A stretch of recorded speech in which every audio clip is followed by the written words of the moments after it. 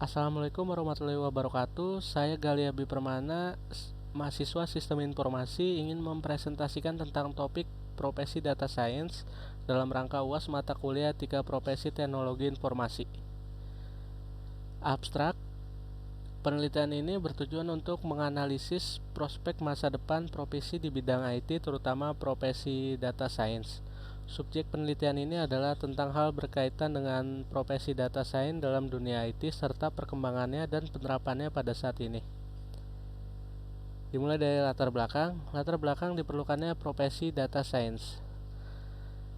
Perkembangan teknologi yang amat pesat diiringi dengan lahirnya era revolusi industri 4.0, prospek karir di bidang teknologi terutama dalam hal data science dan analisis akan semakin banyak dibutuhkan pada saat ini.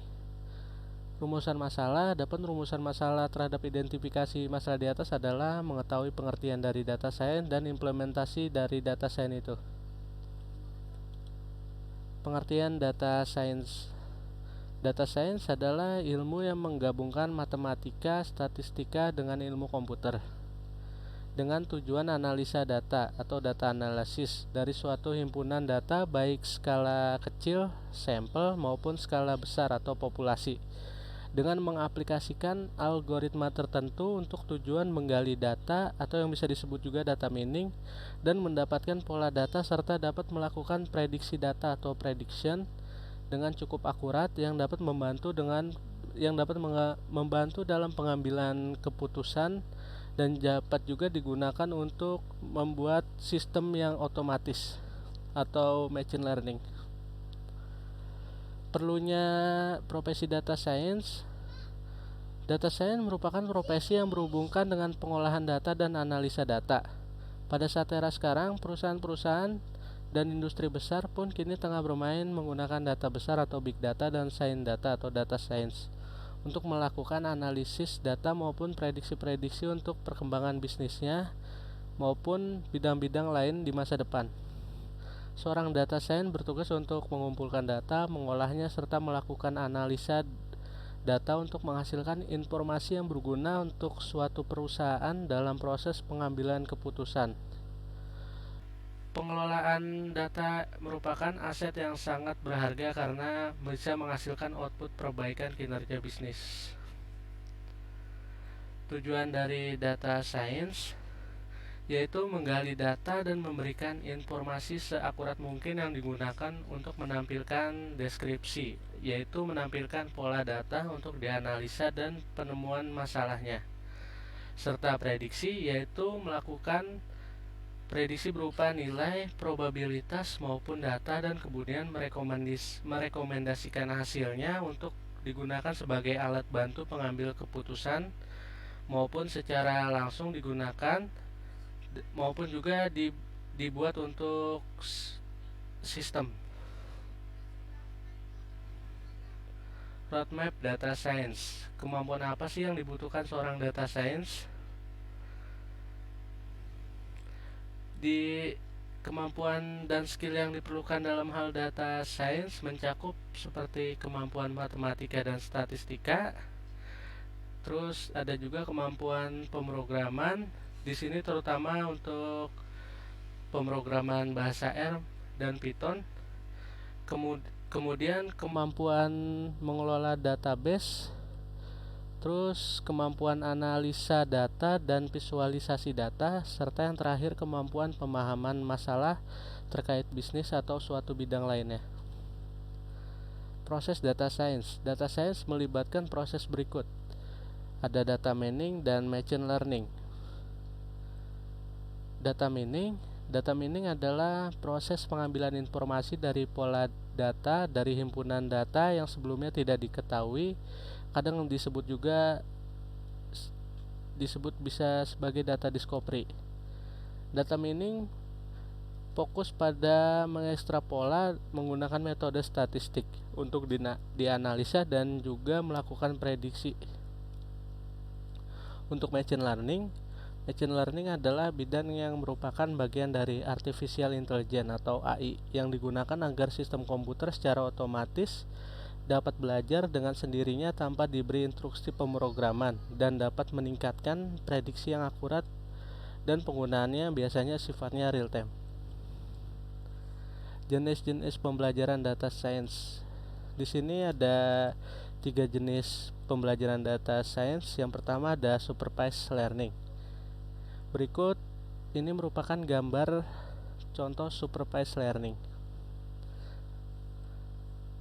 Supervised learning membentuk sistem yang cerdas. Sistem harus diberikan pelatihan terlebih dahulu atau training dengan data fakta atau labeled training. Sistem akan belajar dan membentuk pola data yang baru, kemudian digunakan untuk melakukan prediksi.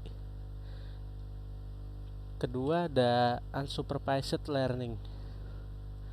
Sistem dapat mengandalkan data yang dilatih sebelumnya atau unlabeled training dan dapat membentuk pola data yang sifatnya deskripsi bukan untuk prediksi.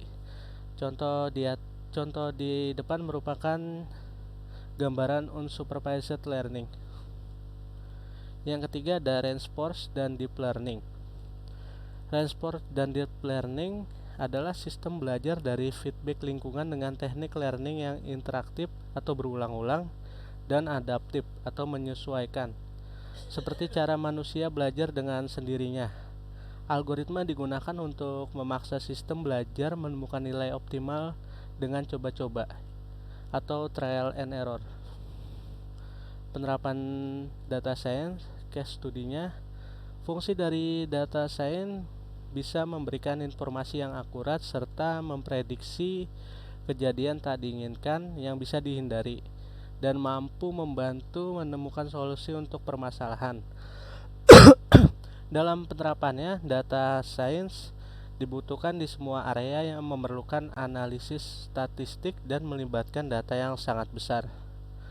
Sebagai contoh, seperti pada bidang aktuaria atau asuransi. Terus juga ada bidang perbankan, kemudian bidang konsultan, dan juga bidang lainnya yang pastinya membutuhkan data yang sangat besar untuk dianalisis. Di sini saya mengambil contoh penerapan data science dalam bidang health technology. Pada penggunaan data science di ranah health technology, rupanya juga memberikan dampak positif.